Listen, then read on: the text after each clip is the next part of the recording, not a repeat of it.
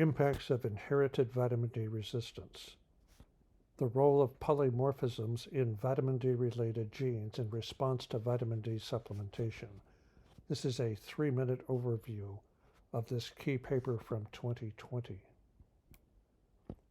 From the paper, we designed this interventional study to test the hypothesis whether genetic polymorphisms in genes involved in the effect and/or metabolism of vitamin D3 influence the outcome of vitamin D3 supplementation by recruiting participants with low vitamin D levels.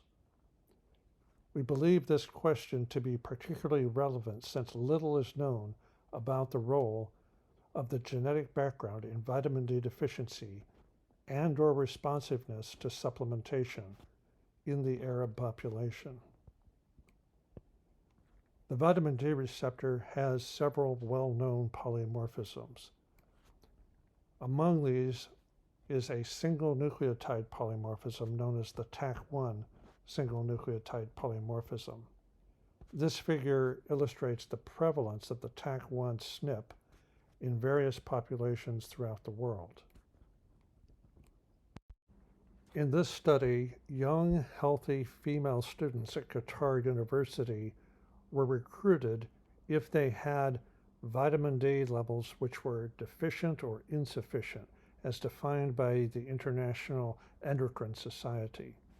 They were then given 50,000 international units of vitamin D3 per week orally. This equates to approximately 7,000 international units of vitamin D3 per day.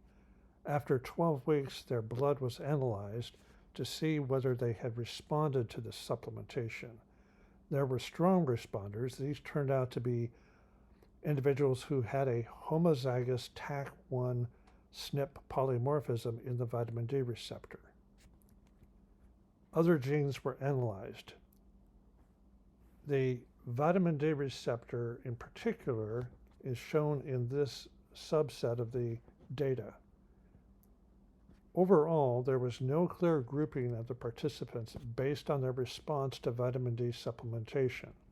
So there was nothing found in any of the genes assessed, suggesting that the genetic component alone does not predict responsiveness to vitamin D in this cohort.